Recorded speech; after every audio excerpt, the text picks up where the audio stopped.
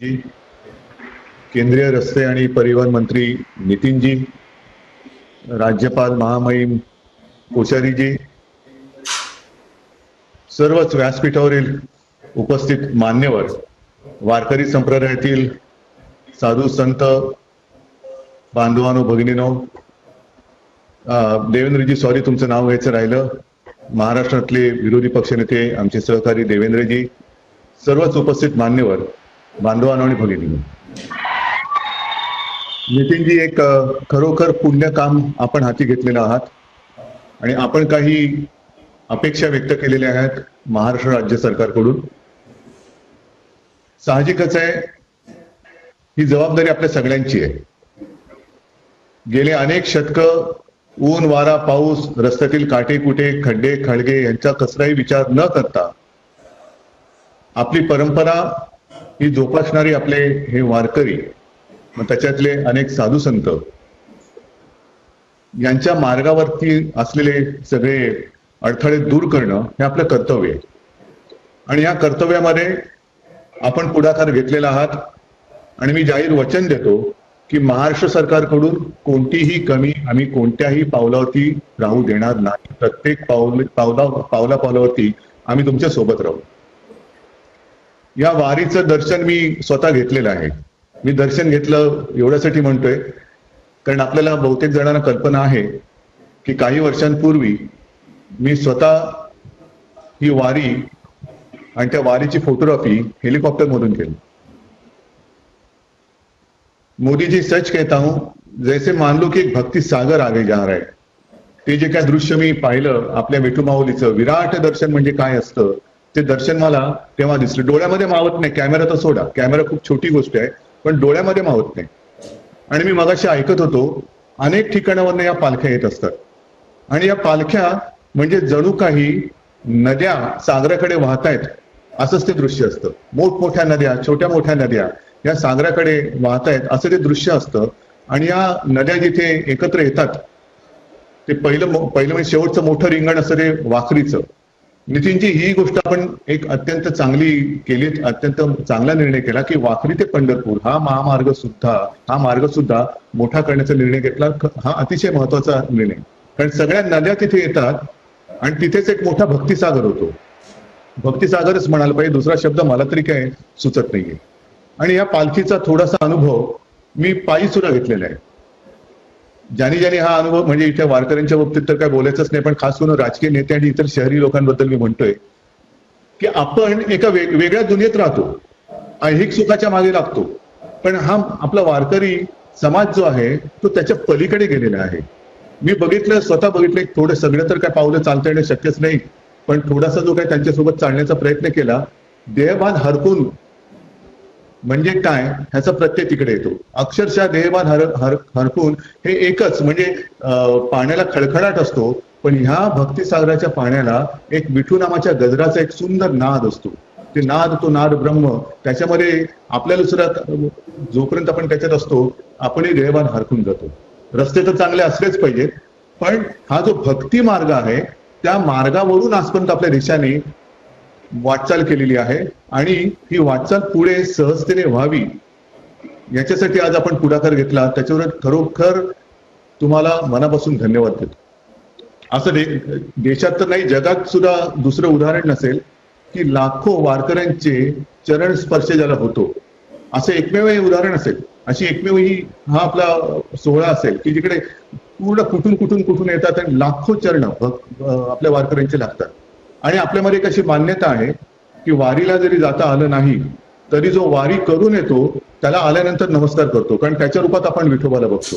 आणि अशी ही आपली भावना आजपर्यंत या वारकरी संप्रदायाने आपल्याला खूप काही दिलेलं आहे, ज्याचा उल्लेख आपणही केला की आपल्याला दिशा, संस्कार, संस्कृती तर दिलेलीच आहे, पण सगळ्यात मोठं योगदान म्हणजे प्रतिकूल कालखंडात एक काही शतक, 7-8 शतक तिथले असले जाणकार अधिकारवाणीने सांगू शकतील की काय अनेक शतक ही नुसतं ऊन वारा पाऊस रे बोलके शब्द झाले, पण परकीय यवनी आक्रमण ती सुद्धा झेलून वारी आणि वारीची परंपरा ही आपल्या वारकरी समाजाने, या संप्रदायाने अवयवातपणे सुरू ठेवली. आता हे सगळं एवढं मोठं काम आपल्याला केल्यानंतर आपल्याला संस्कार देणाऱ्या संप्रदायाचं ऋण आपण ऋणमुक्त तर होऊ शकतच नाही. त्यांच्या ऋणातच राहून, कारण त्यांचे आशीर्वाद आपल्याला पावली पाहिजेत.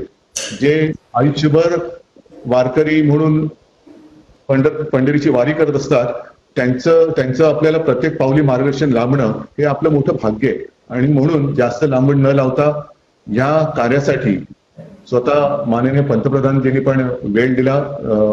मोदीजी, आपको भी मैं धन्यवाद देता हूं.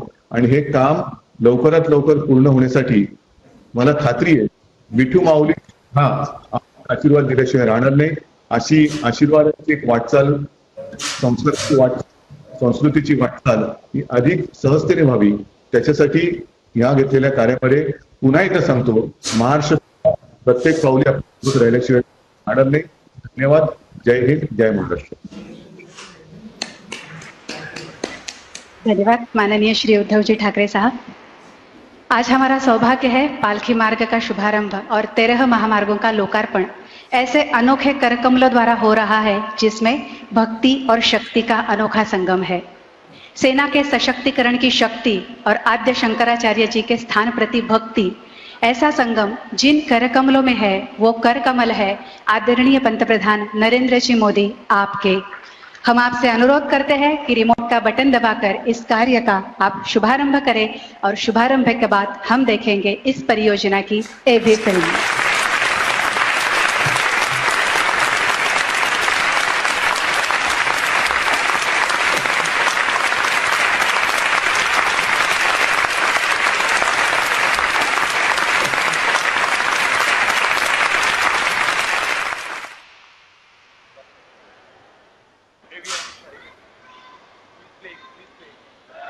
एवी प्लीज. मृदंग और मंजीरों के नाद से मंत्रमुग्ध वातावरण, पवित्र चंद्रभागा नदी में स्नान करते श्रद्धालुओं की भीड़. ये दिव्य स्थल है दक्षिण काशी के नाम से जाना जाने वाला पंढरपुर. महाराष्ट्र के सोलापुर जिले में स्थित पंढरपुर का वर्णन पद्म पुराण में मिलता है. मान्यता है कि पंढरपुर में ही भगवान विष्णु ने पांडुरंग रूप में भक्त पुंडलिक को दर्शन दिए थे और उनके आग्रह पर एक ईंट पर 28 युगों तक खड़े रहे. पंढरपुर में हर साल 4 बड़े मेले लगते हैं. इन मेलों में देश भर से लाखों की संख्या में श्रद्धालु जुटते हैं, जिन्हें मराठी में वारकरी कहा जाता है. आषाढ़ मास में होने वाली वारकरियों की यात्रा पालकी यात्रा के नाम से प्रसिद्ध है. इस पालकी यात्रा में महाराष्ट्र सहित देश दुनिया से भगवान विठोबा के भक्त गाते झूमते पताका लिए पैदल पंढरपुर आते हैं. सदियों से अविरल जारी पालकी यात्रा की सांस्कृतिक परंपरा को और अधिक दिव्य और अधिक भव्य बनाने और तीर्थ यात्रियों की आध्यात्मिक अनुभूति और सुविधाओं को बढ़ावा देने के लिए माननीय प्रधानमंत्री श्री नरेंद्र मोदी जी के नेतृत्व में भारत सरकार ने संत श्री ज्ञानेश्वर महाराज पालकी मार्ग और संत श्री तुकाराम महाराज पालकी मार्ग को नेशनल हाईवे का दर्जा दिया है. नेशनल हाईवे के रूप में अपग्रेड होने के बाद ये दोनों मार्ग अब 4 लेन हाईवे और साथ ही दोनों तरफ पालकी मार्ग के लिए समर्पित एक लेन वाले होंगे. इससे वारकरियों के लिए पालकी यात्रा सुविधाजनक होगी. साथ ही आसपास के क्षेत्रों के सामाजिक, आर्थिक तथा व्यापारिक प्रगति को भी नई गति मिलेगी. श्री संत ज्ञानेश्वर महाराज पालकी मार्ग की लंबाई 221 किलोमीटर होगी, जिसे करीब 6700 करोड़ रुपए की लागत से विकसित किया जाएगा. ये राजमार्ग पुणे के पास दिवेघाट से मोहोल तक विस्तृत होगा. इस पालकी मार्ग में यात्रियों की सुविधा व सुरक्षा के लिए सासवड़, नीरा, लोड़ंग, फलटन, नातेपुते, मालशीरस और पंढरपुर में बाईपास भी बनाए जाएंगे. श्रद्धालुओं की सहूलियत के लिए मार्ग में 12 स्थानों पर पालकी विश्राम स्थल भी विकसित होंगे. श्री संत तुकाराम महाराज पालकी मार्ग पुणे के पास देहू से शुरू होती है. देहू से पाटस तक का मार्ग पहले से ही 4 लेन में मौजूद है. अतः श्री संत तुकाराम महाराज पालकी मार्ग को पाटस से तोंडले तक 130 किलोमीटर लंबाई में 4400 करोड़ रुपयों की लागत से विकसित किया जाएगा. इस पालकी मार्ग में बारामती, बावड़ा, अकलुज, श्रीपुर, बोरगांव में बाईपास भी बनाए जाएंगे. श्रद्धालुओं की सहूलियत के लिए मार्ग में 11 स्थानों पर पालकी विश्राम स्थल भी विकसित होंगे.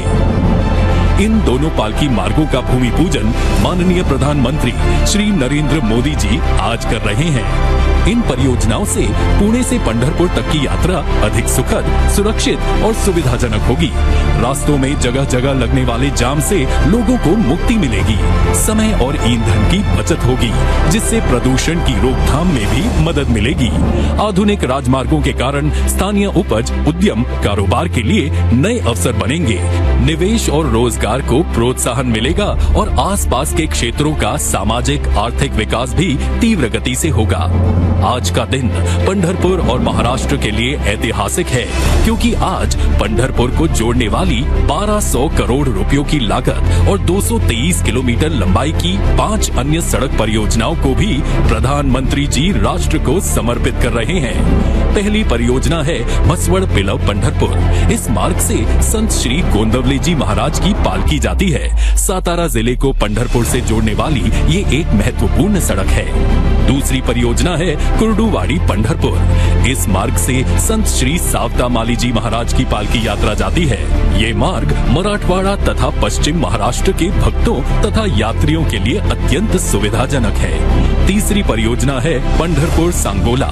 ये मार्ग महाराष्ट्र तथा कर्नाटक को जोड़ने वाला एक महत्वपूर्ण मार्ग है। सांगली तथा कोल्हापुर जिले से आने वाली पालकियां इस मार्ग से पंढरपुर आती हैं। चौथी परियोजना है टेम्भुर्णी पंढरपुर। ये मार्ग संत श्री एकनाथ जी महाराज पालकी यात्रा के लिए प्रयोग किया जाता है। पांचवी परियोजना है पंढरपुर मंगलवेढ़ा उमदी। श्री संत गजानन महाराज की पालकी भी मंगलवेढ़ा से पंढरपुर तक गुजरती है। ये सभी 5 परियोजनाएं पुणे, सोलापुर और सातारा जिलों के तीर्थालुओं सहित किसानों, कारोबारियों, उद्यमियों और युवाओं के लिए विशेष लाभप्रद होंगी और उनके लिए नई संभावनाओं के द्वार खोलेंगी। सदियों से चली आ रही पालकी यात्रा को और भी सुविधाजनक एवं सुरक्षित बनाने का जो महान संकल्प माननीय प्रधानमंत्री जी ने लिया है, वह संत श्री ज्ञानेश्वर महाराज तथा संत श्री तुकाराम महाराज और श्री विठोबा भगवान के आशीर्वाद से अति शीघ्र पूरा होगा और भगवान विठोबा के पंढरपुर में भक्तजन इन पालकी मार्गों से नाचते, गाते, झूमते और अधिक संख्या में आएंगे। जय हरि विठ्ठल।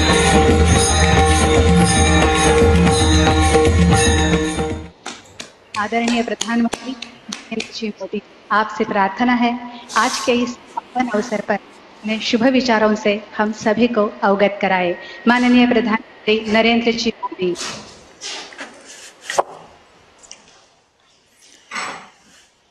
रामकृष्ण हरि,